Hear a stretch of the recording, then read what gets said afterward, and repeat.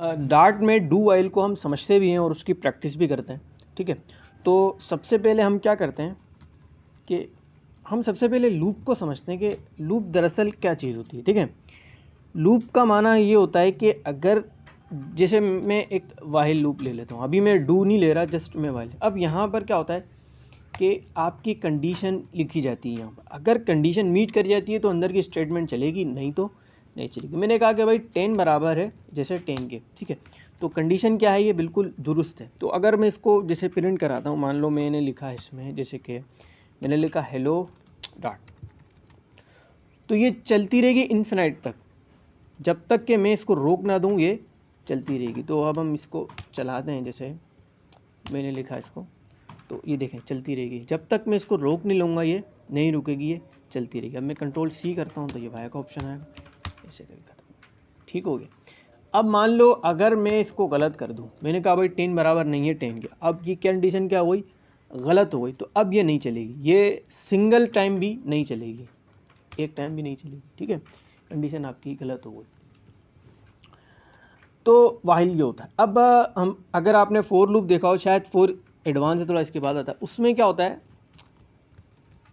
आप वैल्यू देते हो, इसी के अंदर वेरिएबल बनाते हो, इंटीजर आई बाहर भी बना सकते हो, आप उसको इनिशियल वैल्यू 0 दे देते हो। अब आप यहाँ कंडीशन देते हो कि भाई आई जो है वो छोटा है, जैसे मिसाल के तौर पर आई तो सबसे ही छोटा, हमने बोला भाई आई 5 से छोटा है, और हमने आई को प्लस प्लस करा दिया, इंक्रीमेंट करा दिया, या आपने यहाँ इनिशलाइज़ किया है, यहाँ आपने कंडीशन दी और यहाँ आपने इंक्रीमेंट किया, ठीक है।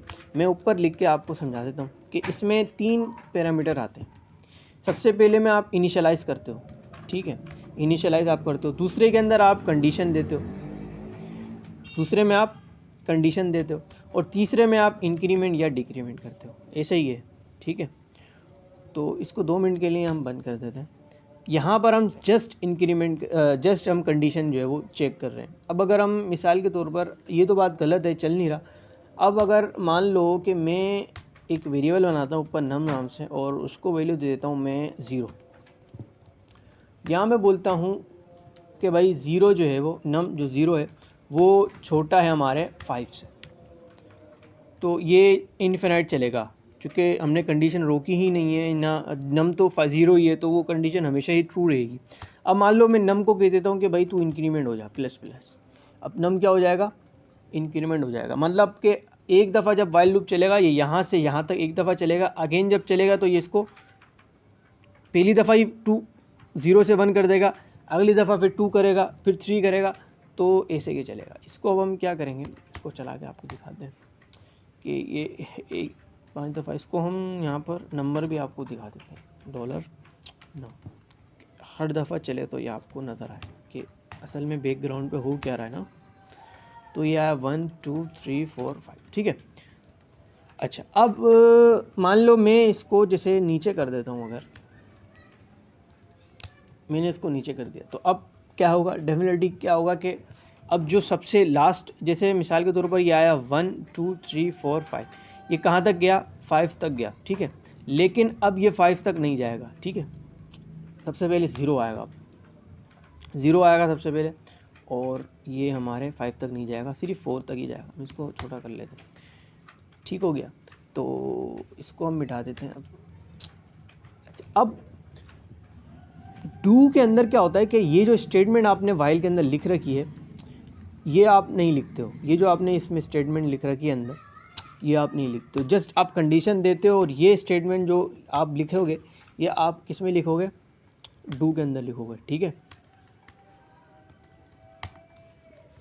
अब देखें डू जो आपका है वो आप एक तरह से देखें, डू जो है वो वाइल से पहले आ रहा है, तो अब कंडीशन सही हो या गलत हो डू एक बार लाजमी चलेगा, चूँकि वो वाइल से ऊपर है, ठीक है। तो अगर मैं इस कंडीशन को गलत कर देता हूँ, माना मैं बोलता हूँ भाई नम बराबर है 5 के, जबकि बराबर नहीं है ना, तो ये कंडीशन मैंने क्या कर रखी है, गलत कर रखी है, तो ये एक बार लाजमी चलाएगा, डू एक बार लाजमी चलाए। अब मान लो मैं इसको कर देता हूँ कि भैया नम जो है वो छोटा है 5 से, तो ये कंडीशन सही हो गई, तो अब ये इन्फिनाइट तक चलेगा, क्योंकि हमने रोका नहीं है ना, हमने उसको किया है, तो हम इसको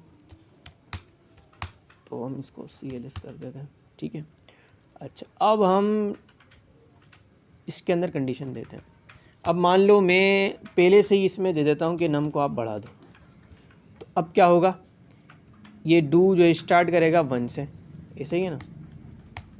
अच्छा, ये थोड़ा हम जो ना प्रैक्टिस के अंदाज में कर रहे हैं ना, 1 से स्टार्ट करेगा, 0 से स्टार्ट नहीं करेगा, ठीक है। अच्छा, अब मैं आपसे सवालात करूँगा अब, ठीक है। अच्छा, मान लो मैं अगर इसको यहाँ से नीचे ले जाता हूँ यहाँ पर, अब क्या होगा, अब ये क्या करेगा, पहले 0 से स्टार्ट करेगा और ये 5 तक नहीं जाएगा, ठीक है। दिखा देते हैं आपको, ठीक है, 0 से स्टार्ट करेगा, 5 तक नहीं जाएगा।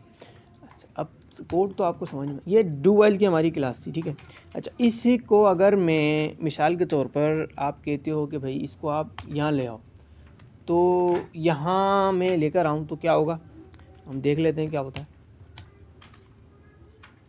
तो ये एप्लीकेबल नहीं है, ये इसको रीड नहीं करेगा, ये यहाँ से लेके यहाँ तक चलेगा, ये इसको रीड नहीं करेगा हत्ता कि जब तक ये लूप ख़त्म नहीं हो जाता है, ठीक है।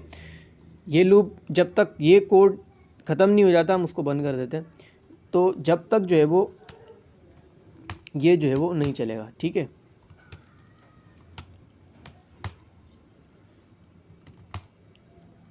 ठीक हो गया। अच्छा, अब हम क्या करते हैं, कुछ बस यहीं तक बहुत है। डू वाइल का डेटाबेस वगैरह के अंदर यूज़ केस इसका ज़्यादा है कि जब हम डेटाबेस से इंटीग्रेशन करवाते हैं तो हम बोलते हैं कि एटलीस्ट शुरुआत आप प्रिंट कर दें, बाद में फिर हम खुद देख लेंगे। तो ये डेटाबेस में ज़्यादातर यूज़ होता है